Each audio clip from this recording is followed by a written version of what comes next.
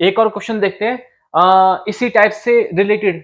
ठीक है, इसी टाइप से रिलेटेड एक और क्वेश्चन देख लेते हैं ताकि आपको पिक्चर और अच्छे से क्लियर हो जाए इससे रिलेटेड क्वेश्चंस की, जिसमें डिस्क्रीट टाइम सिग्नल आपको गिवन होगा, sum of discrete time complex exponential functions, और कोई कांस्टेंट भी होगा उसमें, कुछ भी वैल्यू हो गई रियल नंबर, है ना, रियल नंबर हो गया, कांस्टेंट हो गया, प्लस माइनस करके, या तो एक्सपोनेंट्स जो होंगे वो सब्ट्रैक्ट हो रहे होंगे, या तो मतलब यहाँ पे माइनस होगा, या तो ये प्लस है यहाँ पे, तो इस समय तो ऐसे भी हो सकता है। ठीक है, जैसे यहाँ पे इस वाले एक्सपोनेंशियल एक्सपोनेंट ए और एक्सपोनेंट बी, यहाँ पे माइनस है, तो यहाँ पे ये है।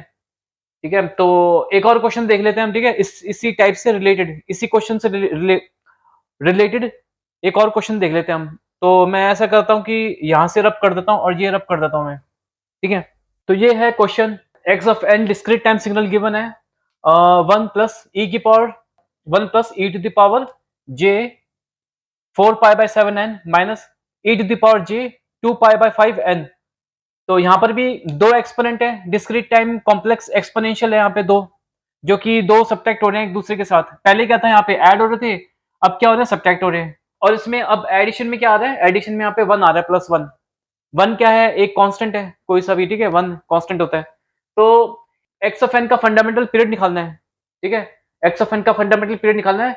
तो जैसे हमने पिछले वाले क्वेश्चन में किया था, है ना, जैसे इस वाले क्वेश्चन में किया था, या तो आप ये दोनों एक्सपोनेंशियल का फंडामेंटल पीरियड होता है, उसका एलसीएम निकाल के एक्स ऑफ एन का वो निकाल लो, fundamental period in terms of samples. या तो आप ये वाला मेथड यूज कर लो कि ये वाले complex exponential discrete time complex exponential का जो कितने नंबर ऑफ पीरियड बनेंगे, और इस वाले कॉम्प्लेक्स एक्सपोनेंशियल का डिस्क्रीट टाइम कॉम्प्लेक्स एक्सपोनेंशियल का कितने नंबर ऑफ फंडामेंटल पीरियड बनेंगे एक पर्टिकुलर एन वैल्यू पे। ठीक है, सेम वैल्यू पे कितने नंबर ऑफ इसके फंडामेंटल पीरियड साइकिल बनेंगे, और कितने नंबर ऑफ इसके फंडामेंटल पीरियड के साइकिल बनेंगे। तो उससे भी आ जाएगा, जैसे यहाँ पे मैंने आपको बताया था करके, है ना, वैसे भी कर सकते हो। तो इस क्वेश्चन को सॉल्व करते हैं। तो पहले तो इस मेथड से करते हैं। ठीक है, कि नंबर ऑफ फंडामेंटल पीरियड के साइकिल सभी मतलब कि इसके और इस कॉम्प्लेक्स एक्सपोनेंशियल सिग्नल फंक्शन के, इस वाले कॉम्प्लेक्स एक्सपोनेंशियल फंक्शन के और इस वाले कॉम्प्लेक्स एक्सपोनेंशियल फंक्शन के नंबर ऑफ साइकिल्स देखेंगे। ठीक है, नंबर ऑफ साइकिल्स देखेंगे, फंडामेंटल पीरियड के साइकिल्स देखेंगे। ठीक है, एक पर्टिकुलर वैल्यू एन पे। लेकिन उसके लिए हमको सबसे पहले फाइंड आउट करना पड़ेगा कि ये वाला कॉम्प्लेक्स एक्सपोनेंशियल फंक्शन और ये वाला कॉम्प्लेक्स एक्सपोनेंशियल फंक्शन पीरियोडिक है या नहीं है, और अगर पीरियोडिक है तो फंडामेंटल पीरियड कितना है। तो फंडामेंटल पीरियड निकालेंगे, तो उसी फंडामेंटल पीरियड के अकॉर्डिंग हम साइकिल्स बनाएंगे, जैसे यहाँ पे बनाए थे ना हम फंडामेंटल पीरियड के साइकिल्स, फंडामेंटल पीरियड के साइकिल्स यहाँ पे एक पर्टिकुलर वैल्यू ऑफ एन पे। तो वैसे ही हम इसका भी करेंगे। तो सबसे पहले ये भी इजी है बहुत, यहाँ पे e to the power j 4 पाई/7n, है ना, इसका ये पीरियोडिक है या नहीं है। तो इस केस में ओमेगा नॉट क्या है, 4 पाई/7। तो इसको मैं क्या लिख सकता हूँ, 2/7 इंटू बाई 2 पाई। तो 2 pi multiple of rational number होना चाहिए ओमेगा नॉट। अगर ये e to the power j omega naught को पीरियोडिक होना है, तो उसका मतलब ये पीरियोडिक है। ठीक है, अब इसका पीरियड निकालते हैं, फंडामेंटल पीरियड कैसे निकालेंगे। सपोज बिग एन है। ठीक है, बिग एन क्या हो सकता है, N not, 2n not, 3n not वगैरह वगैरह, जो कि इंटीजर वैल्यू होती है और इन टर्म्स ऑफ सैंपल्स होती है। अगर ऐसा है तो मैं इसको लिख देता हूँ, e to the power j 4 पाई/7n should be equal to e to the power j 4 पाई/7n प्लस बिग एन, ये होना चाहिए। इसको मैं मल्टीप्लाई कर दूंगा पावर के ऊपर जो है यहाँ पे, ये कुछ इस तरह से हो जाएगा, e to the power j 4 पाई/7n प्लस 4 पाई/7 बिग एन। ठीक है, ये हो जाएगा। इजी है बहुत, ये तो आपको पता ही है, ई टू द पावर जे 4 पाई/7n, ये हो जाएगा। तो अगर इसको इसके इक्वल होना है, तो इसको जो है ई की पावर जे 4 पाई/7 बिग एन, इसको वन होना पड़ेगा, है ना, इसको वन होना पड़ेगा। ये कब होगा, जब 4 पाई/7 big N is equal to 2 pi m होगा। ठीक है, 2 पाई से 2 पाई कैंसिल, यहाँ पे 2, तो ये क्या आ जाएगा, big N is equal to 7 ऊपर 2 नीचे, 7/2 m। तो स्मॉल m की, तो m की सबसे स्मॉलेस्ट वैल्यू में क्या डालूं, जिससे कि हमारा बिग n इंटीजर वैल्यू आ जाए, क्योंकि बिग n जो होगा वो n not, 2n not, 3n not, 4n not, ये हो सकता है। तो ये पता ही आपको, ये इंटीजर वैल्यू होती है, ठीक है? क्योंकि इन टर्म्स ऑफ सैंपल्स होते हैं। तो इसमें m को मैं 2 डाल देता हूँ। तो बिग N की वैल्यू क्या होगी? 2 से 2 कैंसल तो 7 हो जाएगा। तो स्मॉलेस्ट वैल्यू ऑफ m डालने पे बिग N की जो वैल्यू आती है वो smallest value of big N होती है। तो smallest value of big N क्या होगी इनमें से? n naught is equal to 7 samples. तो इसका जो फंडामेंटल पीरियड हो गया वो हो गया 7 सैंपल्स हो गया इसका। इसको मैं रब कर देता हूँ और फिर इसका भी निकालते हैं, ठीक है? इसी मेथड से निकालेंगे, इसका भी सिंपल है, ये आप निकाल सकते हो। तो इसको मैं रब कर देता हूँ। तो यहाँ पे मैंने लिख दिया ये वाला एक्सपोनेंट का जो फंडामेंटल पीरियड कितना है, N naught is equal to 7 samples. और ये वाले जो एक्सपोनेंट का फंडामेंटल पीरियड क्या है, N naught is equal to 5 samples. इसका मैंने fundamental period N naught is equal to 5 samples मैंने आपको फाइंड आउट करके दिखाया नहीं है, लेकिन मेथड वही है, ठीक है? जो इसका मेथड मैंने यूज किया था ना, वही है जो हम पहले से करते आ रहे हैं। To find the N naught value, simple है, वो आप कर लोगे, ठीक है? अब इसके बाद जो है, इसके बाद हम क्या करते हैं कि इसका जो नंबर ऑफ सैंपल्स है, फंडामेंटल पीरियड कितना है? 5 7 सैंपल्स। इसका फंडामेंटल पीरियड कितना है? 5 सैंपल्स। तो अब हम क्या करते हैं कि सिंपल है, हम यहाँ पे n को यहाँ पे हम प्लॉट कर देंगे, ठीक है? ये एक्सिस बनाएंगे हम यहाँ पे n की, यहाँ पे है n इज इक्वल टू 0 1 2 3 4 5 6 7 8। तो ये वाला जो ठीक उस तरह से जिस तरह से हमने पिछले क्वेश्चन में ये वाला एक्सपोनेंट और ये वाला एक्सपोनेंट का हमने देखा था कि एन एक्सिस के ऊपर, एन एक्सिस पे number of fundamental period cycle ये कितना कंप्लीट करेगा, कि इसका भी number of fundamental period cycle complete हो जाए किस पर्टिकुलर एन वैल्यू पे, है ना? इसका 3 था, इसका 2 था फंडामेंटल पीरियड के साइकिल। तो उसी तरह से इसका भी देखेंगे, इस वाले एक्सपोनेंट का और इस वाले एक्सपोनेंट का भी देखेंगे। ये है एन एक्सिस के ऊपर होता है, ठीक है? एन एक्सिस पे। तो यहाँ पे मैंने एन एक्सिस बना दी है 0 से लेके 37 तक। तो ऊपर का जो पार्ट है वो मैं यूज करूंगा टू रिप्रेजेंट, ठीक है? ये वाला, इसको मैं रिप्रेजेंट करूंगा, ठीक है? ई टू द पावर जी, कहाँ पे लिखूं, जगह है क्या यहाँ पे? जगह तो नहीं है, ठीक है? तो इस वाले को मैं यहाँ पे नीचे रिप्रेजेंट करूंगा, इस वाले एक्सपोनेंट को मैं नीचे रिप्रेजेंट करूंगा और इस वाले एक्सपोनेंट को मैं ऊपर रिप्रेजेंट करूंगा, ठीक है? इस वाले एक्सपोनेंट को मैं ऊपर रिप्रेजेंट करूंगा और इस वाले एक्सपोनेंट को मैं नीचे रिप्रेजेंट करूंगा। मतलब प्लस या माइनस नहीं है, ये ऊपर वाला प्लस और नीचे वाला माइनस नहीं है। बस ये जो एन एक्सिस का जो ये जो एक्स एक्सिस जो है एन वाली इसके ऊपर मैं रिप्रेजेंट करने की कोशिश करूंगा इस एक्सपोनेंट को और इस एक्सपोनेंट को, ताकि मैं आपको दिखा सकूं कि कितने number of fundamental period cycle इस एक्सपोनेंट के इक्वल हो रहे हैं इस एक्सपोनेंट के fundamental period of cycles, number of fundamental period cycles के at particular value of n, ठीक है ना? तो ये करेंगे, जैसे ये वाला मेथड था हमने किया था पिछले क्वेश्चन में, उस टाइप का मेथड फिर हमने यहाँ पे बनाया था। 3 number of fundamental period cycle था ए वाले एक्सपोनेंट का, इसका जो कि equal to 2 number of fundamental period cycle था इस बी वाले एक्सपोनेंट का, इसका 2 फंडामेंटल पीरियड साइकिल था इसका और 3 फंडामेंटल पीरियड साइकिल था इसका। n इज इक्वल टू 6 पे आया था, तो n इज इक्वल टू 6 क्या बना फिर? एक्स ऑफ एन का fundamental period n is equal to 6, ठीक है? मतलब big N naught is equal to 6 हो जाएगा, फिर वो फंडामेंटल पीरियड बन गया इसका एक्स ऑफ एन का। N naught is equal to 6 samples, number of samples में होते हैं, ठीक है? Fundamental period. तो इसका भी वैसे ही करेंगे। इसका जो फंडामेंटल पीरियड है इस वाले एक्सपोनेंट का, इस वाले एक्सपोनेंट को मैं रिप्रेजेंट कर रहा हूँ ऊपर यहाँ पे, इस वाले एक्सपोनेंट को मैं नीचे रिप्रेजेंट कर रहा हूँ, ठीक है? तो इस वाले एक्सपोनेंट को मैं ऊपर यहाँ पे रिप्रेजेंट करूंगा, मतलब कि फंडामेंटल पीरियड कितना है इसका, N naught is equal to 7 samples. Fundamental period इसका इतना है, तो इसका मतलब ये हो जाएगा कि फंडामेंटल पीरियड क्या होता था, is equal to number of samples in a cycle in the fundamental period cycle, है ना?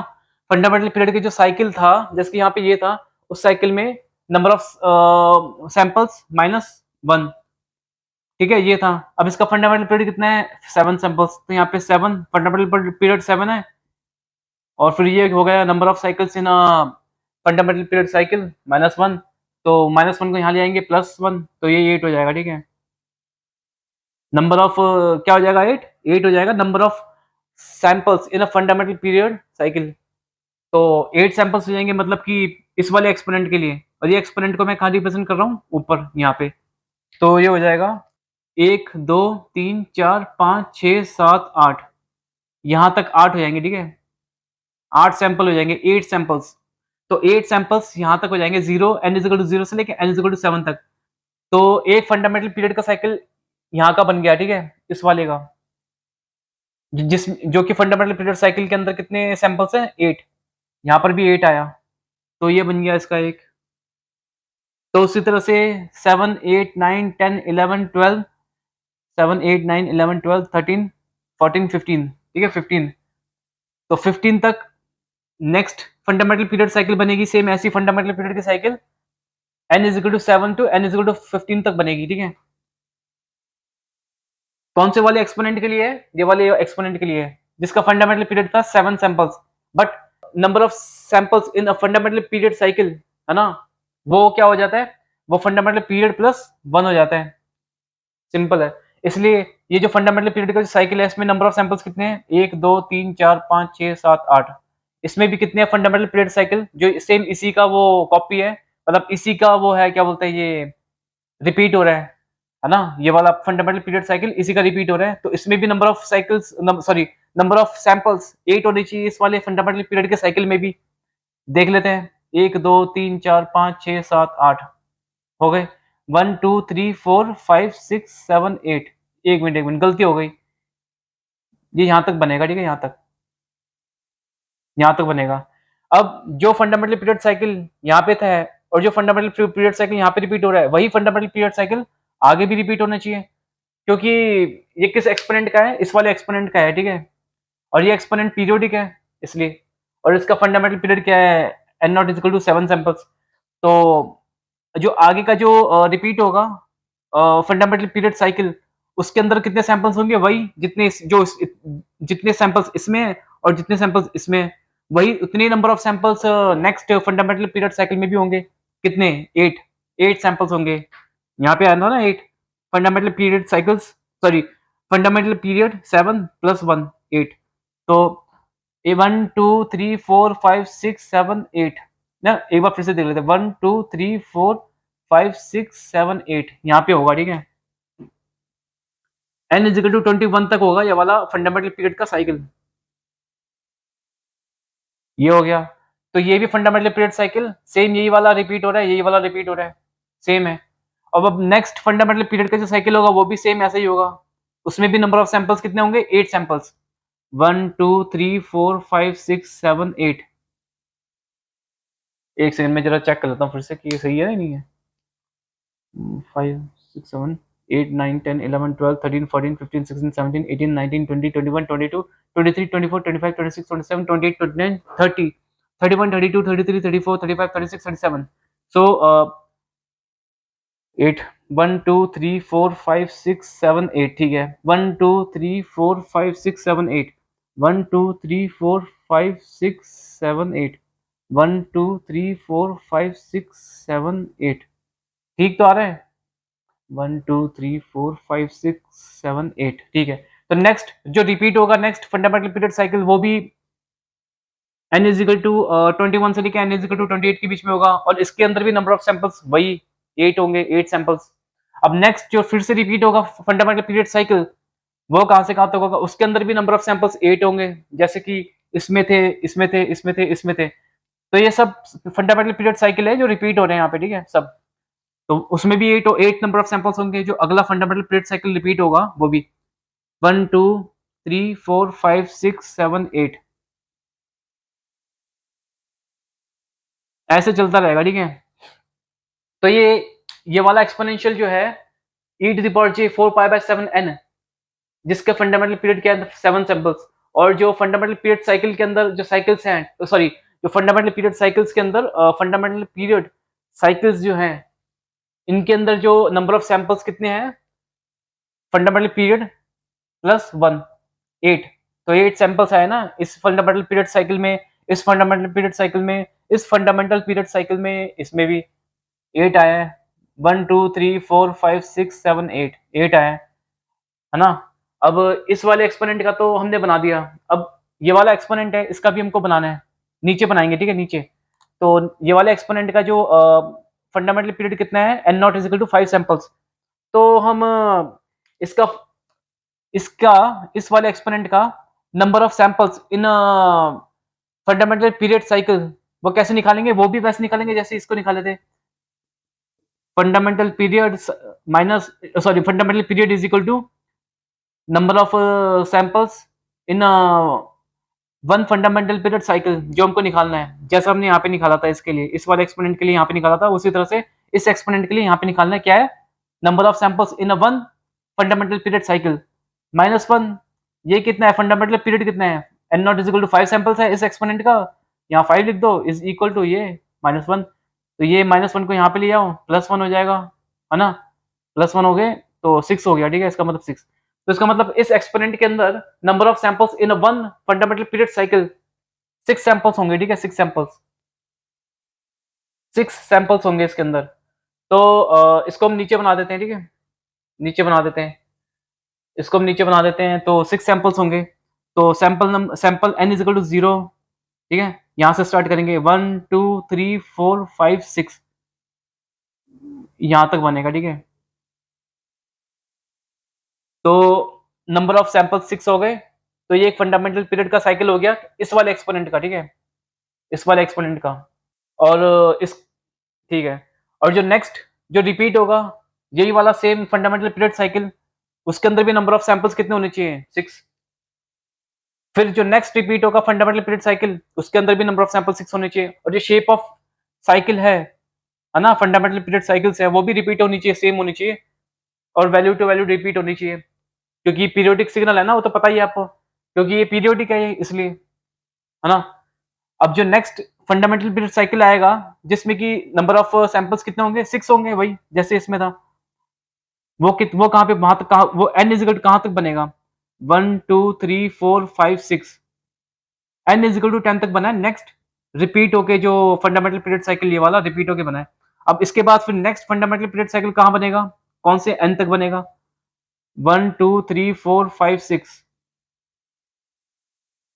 यहाँ तक बन रहा है। अब फिर उसके बाद नेक्स्ट जो रिपीट होगा फंडामेंटल पीरियड साइकिल कहाँ तक बनेगा, 1 2 3 4 5 6 n 20 तक बनेगा, n इज इक्वल टू 20 तक बनेगा, ठीक है। फिर नेक्स्ट फंडामेंटल पीरियड साइकिल जिसमें कि नंबर ऑफ सैंपल्स 6 होंगे, जो यहाँ पे थे नंबर ऑफ सैंपल 6, यहाँ पे नंबर ऑफ सैंपल 6 थे, यहाँ पे भी नेक्स्ट कहाँ तक बनेगा, 1 2 3 4 5 6 n इज इक्वल टू 25 तक बना। अब नेक्स्ट फिर दोबारा नेक्स्ट फंडामेंटल पीरियड साइकिल कहाँ तक बनेगा, 1 2 3 4 5 6 n इज इक्वल टू 30 तक बना। अब फिर दोबारा नेक्स्ट फंडामेंटल पीरियड साइकिल कहाँ तक बना मतलब ठीक है, 1 2 3 4 5 6 यहाँ तक बना। फिर उसके बाद नेक्स्ट फंडामेंटल पीरियड साइकिल कहाँ बनेगा, 1 2 3, अब इसके आगे तो मैंने लिखा ही नहीं है, तो रहने दो यहाँ तक, ठीक है, n इज इक्वल टू 35 तक रहने दो, ओके। तो ये जो इस वाले एक्सपोनेंशियल इस वाले एक्सपोनेंट का फंडामेंटल पीरियड था n naught is equal to 5 samples, और इसको मैंने यहाँ पे बना दिया नीचे फंडामेंटल पीरियड साइकिल्स बना दिए मैंने, ठीक है, ये। और ये फंडामेंटल पीरियड साइकिल्स की जो शेप है ये रिपीट हो रही है, ठीक है, यहाँ पे रिपीट हो रही है, और जो नंबर ऑफ सैंपल्स हैं हर एक फंडामेंटल पीरियड साइकिल्स में, हर एक फंडामेंटल पीरियड साइकिल्स में नंबर ऑफ सैंपल्स जो है वो कितने हैं, 6 है, यहाँ पे भी 6 है, यहाँ पे भी 6, यहाँ पे भी 6 6 6 6 रिपीट हो रहे हैं, और जो वैल्यू टू वैल्यू रिपीट भी हो रही है, क्योंकि ये पीरियोडिक है, इसलिए ये एक्सपोनेंट पीरियोडिक है, ठीक है, ये वाला एक्सपोनेंट पीरियोडिक है, और इस एक्सपोनेंट को ही हमने यहाँ पे बनाया है नीचे, यहाँ पे नीचे, ठीक है, नीचे बनाया है। तो अब ये वाला एक्सपोनेंट जो था ये यहाँ नीचे बना दिया मैंने, ये वाला एक्सपोनेंट था इसको मैंने ऊपर बना दिया, ठीक है। इस वाले एक्सपोनेंट को मान लो a, इस वाले एक्सपोनेंट को मान लो a, ठीक है, ऐसे मैंने नाम दे दिया a, और इस वाले एक्सपोनेंट को मान लो b, इस वाले को b मान लो, और इस वाले एक्सपोनेंट को a मान लो, मतलब कि इस वाले को a मान लो और इस वाले एक्सपोनेंट को मान लो b, ठीक है, b मान लो।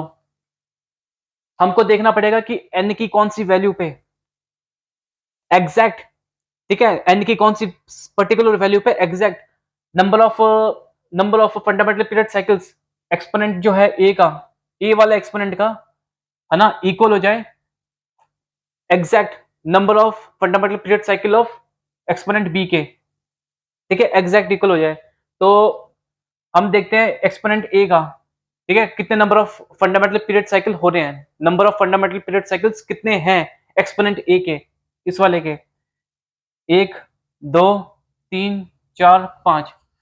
तो मैं यहां पे लिख देता हूं 5 एक्सपोनेंट ए के, ठीक है, एक्सपोनेंट ए के 5 फंडामेंटल पीरियड साइकिल्स, ठीक है। यहां पर भी वैसे मैंने लिखा था ना पिछले क्वेश्चन में भी, 3 number of fundamental period cycles of exponent A. ये एक्सपोनेंट ए का प्लॉट है, number of fundamental period cycles कितने हैं, 1 2 3, तब जाके 2 number of fundamental period cycles exponent B के कंप्लीट हो रहे हैं एक पर्टिकुलर एन वैल्यू पे, 2 fundamental period cycles of exponent B. और ये कहां पे बन रहे थे, एग्जैक्ट कहां पे आए थे, n इज इक्वल टू 6 पे। तो यहाँ पे मैंने n इज इक्वल टू 6 लिख दिया, और n इज इक्वल टू 6 क्या हो जाएगा फिर, वो हो जाएगा fundamental period of x of n, ठीक है। तो n नॉट हो जाएगा 6 samples and x of n का। तो वैसे ही मेथड हम यूज करेंगे यहाँ पे भी, number of fundamental period cycles of exponent a कितने हैं, 1 2 3 4 5। जब यहाँ पे 5 fundamental period cycles of exponent a complete होंगे, तब जाके एग्जैक्ट, है ना, एग्जैक्ट एक्सपोनेंट बी के 1 2 3 4 5 6 7 फंडामेंटल पीरियड साइकिल्स कंप्लीट होंगे, ठीक है, एक पर्टिकुलर वैल्यू n पे। वो पर्टिकुलर वैल्यू n क्या होगी, वो होगी n इज इक्वल टू 35। यह n इज इक्वल टू 35 पे हो रहे हैं ना, ये देख रहे हो, n इज इक्वल टू 35 पे ये 1 2 3 4 5 फंडामेंटल पीरियड साइकिल्स बन रहे हैं a के, और b एक्सपोनेंट के 1 2 3 4 5 6 7 फंडामेंटल पीरियड साइकिल बन रहे हैं exact n is equal to 35 पे। तो इसलिए यहाँ पे मैं लिख दिया n इज इक्वल टू 35, है ना। तो यहाँ पे भी मैं लिख देता हूँ 5 number of fundamental period cycles of exponent a is equal to 7 number of exponential 7 number of fundamental period cycles of exponent b। तो कितने सैंपल में बन रहा है ना, कितने n की वैल्यू पे बन रहा है, n इज इक्वल टू 35 पे बन रहा है, ठीक है। तो यहाँ पे लिख दूंगा n इज इक्वल टू 35। तो बस इसका मतलब ये हो गया कि x ऑफ n का जो x ऑफ n का जो फंडामेंटल पीरियड होगा n नॉट, वो होगा 35 सैंपल्स। सिंपल है, ठीक है, सिंपल है। तो एक तो ये वाला मेथड है, ठीक है, इस वाले मेथड से हमने निकाल लिया fundamental period of x of n, जिसका हमको निकालना था 35 सैंपल्स। अब x ऑफ n के अंदर इस नई बात क्या थी, यहाँ पे कोई कांस्टेंट ऐड हो रहा है इस समय, ठीक है, 1 +1। अब +1 की जो वैल्यू की जरूरत नहीं पड़ी हमें, हमको तो सिर्फ इस वाले एक्सपोनेंट की और इस वाले एक्सपोनेंट की ही जरूरत पड़ी बस, to find the fundamental period of x of n 35 samples. 1 की तो हमें जरूरत नहीं पड़ी। तो इसका मतलब अगर exponent discrete time complex exponential की एडिशन हो रहा है या सब्ट्रैक्शन हो रहा है ना, उसके साथ कोई कांस्टेंट ऐड या सब्ट्रैक्ट कुछ भी हो रहा है, ठीक है, कांस्टेंट मतलब 1 5 6 -8 -10 -100 -1000 -0.5 -0.825 प्लस 0.9, कुछ भी ऐड हो रहा है, कांस्टेंट ऐड हो रहा है कुछ भी, या सब्ट्रैक्ट हो रहा है कोई सा भी कांस्टेंट, तो कांस्टेंट को हम देखेंगे ही नहीं, ठीक है। हम तो बस यही देखेंगे, ये जो पीरियोडिक है exponent, discrete time periodic complex exponential, और फिर एक और जो discrete time complex exponential given होगा, ठीक है। और दोनों ही दोनों और ये जितने भी एक्सपोनेंशियल गिवन होंगे, डिस्क्रीट टाइम एक्सपोनेंशियल, है ना, discrete time complex exponential given होंगे, वो सब पीरियोडिक होने चाहिए, ठीक है। पीरियोडिसिटी चेक कर लेंगे, अगर ये पीरियोडिक होंगे तभी तो इनका फंडामेंटल पीरियड निकालेंगे। जैसे यहाँ पे हमने निकाला, इस वाले एक्सपोनेंट का हमने निकाला, fundamental period is n naught is equal to 7 samples, और इस वाले एक्सपोनेंट का भी हमने निकाला, fundamental period n naught is equal to 5 samples, तभी तो हमने निकाला था फंडामेंटल पीरियड साइकिल्स में कितने नंबर ऑफ सैंपल्स होंगे इसके, 7 + 1, है ना, 7 + 1 करके 8 सैंपल्स। और इसका भी हमने निकाला, इस एक्सपोनेंशियल का भी निकाला, number of samples in each fundamental period cycle क्या होगा, 5 + 1 6 samples, 6 samples in each fundamental period cycle of exponent b, और यहाँ पे 8 number of samples in each fundamental period cycle of exponent a। तो फिर उसके बाद 35 आ गया, n naught is equal to 35 samples आ गए, fundamental period x of N का। तो एक तो ये मेथड था, और एक मेथड और क्या है, सिंपल एलसीएम निकाल लो। सिंपल है, तो एलसीएम निकालूंगा तो क्या होगा, मैं इसको जरा रब कर देता हूँ यहाँ से। इसको मैं नहीं करता रब, मैं एक्चुअल में क्या करता हूँ, इसको मैं ऐसे लिखे ले देता हूँ। मैं यहाँ पे लिख देता हूँ, ठीक है, छोटा सा, क्योंकि ज्यादा बड़ा लिखना नहीं पड़ेगा, छोटा लिखना पड़ेगा। दूसरा मेथड क्या था, एक्स ऑफ एन का फंडामेंटल पीरियड निकालने के लिए। दूसरा मेथड क्या था, सिंपल एलसीएम निकाल लो। एलसीएम किस किस का निकालेंगे, जो डिस्क्रीट टाइम कॉम्प्लेक्स एक्सपोनेंशियल्स दिए गए हैं क्वेश्चन में, जितने भी ऐड होके दे रखे हैं या तो सब्ट्रैक्ट होके दे रखे हैं, वो पीरियोडिक होंगे, ठीक है। तो वो पीरियोडिक होंगे, उनका फंडामेंटल पीरियड क्या होगा वो हमको देखना है। ये वाले जो एक्सपोनेंट का फंडामेंटल पीरियड क्या है, N naught is equal to 7 samples, तो यहाँ पे 7 लिख दो। इस वाले एक्सपोनेंट का फंडामेंटल पीरियड क्या है, 5 सैंपल्स, तो यहाँ पे 5 लिख दो। अब इन दोनों का एलसीएम निकाल लो। ऐसे तो करा था हमने इस वाले क्वेश्चन में भी, है ना, ऐसे तो करते थे हम। ये 7 पे जाएगा 1 5, ये 5 पे जाएगा 1 1। अब एलसीएम कैसे निकालने हैं, ये तो आप, एक बेसिक मैथमेटिक्स है, वो तो आप अपने आप से देख लेना, ठीक है।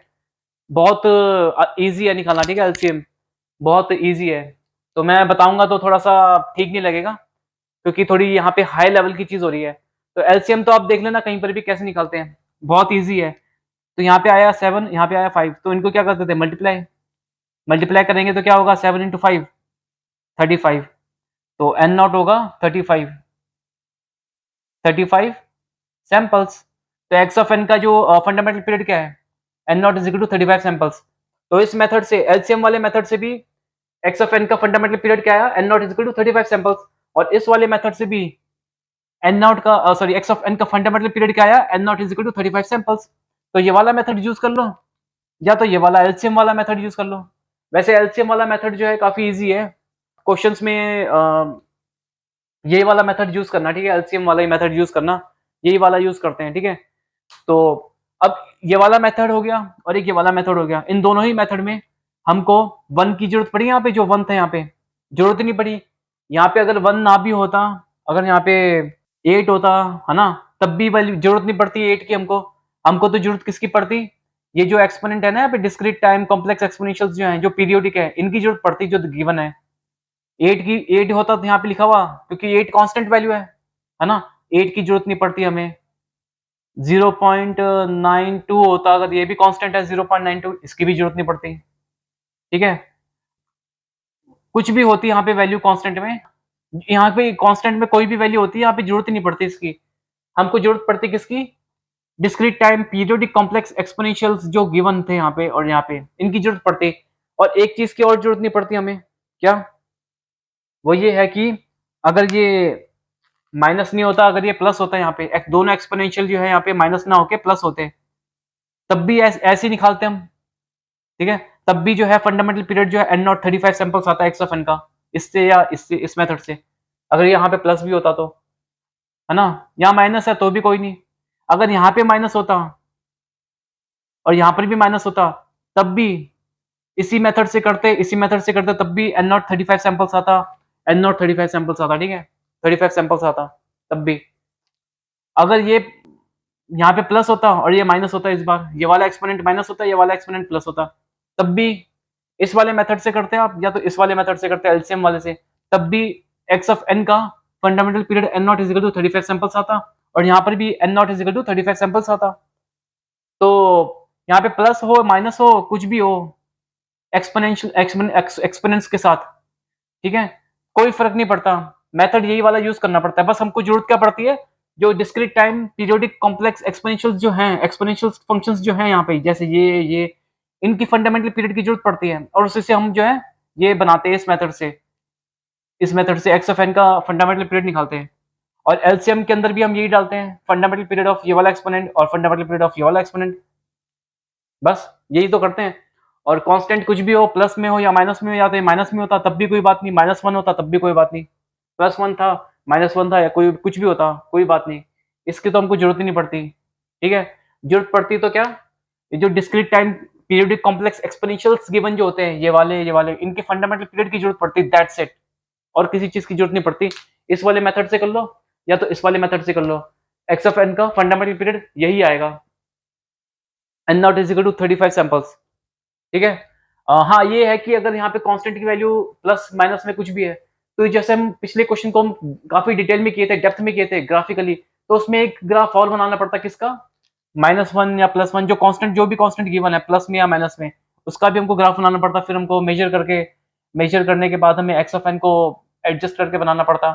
लेकिन फंडामेंटल पीरियड जो है एक्स ऑफ एन का, वो यही आएगा, N naught is equal to 35 samples. ठीक है। मैं एक बार फिर से रिपीट करता हूँ, यहाँ पे अगर यहाँ पे -1 होगा, -8, 100, -1000, -99, -0.8, -5, माइनस कुछ भी कांस्टेंट वैल्यू होगी यहाँ पे, है ना, प्लस या माइनस में, तब भी एक्स ऑफ एन का फंडामेंटल पीरियड जो है इस वाले मेथड से या इस वाले मेथड से, एलसीएम वाले मेथड से 35, n naught is equal to 35 samples आता, n naught is equal to 35 samples आता। एक्सपोनेंशियल्स यहाँ पे हैं, discrete time periodic complex exponentials है यहाँ पे, कहीं पर भी प्लस या माइनस, माइनस या plus, minus minus plus plus कहीं पे भी होता, तब भी इस मेथड से या तो इस मेथड से, तो एक्स ऑफ एन का फंडामेंटल पीरियड जो है N naught is equal to 35 samples आता, n naught is equal to 35 samples आता। सिंपल है।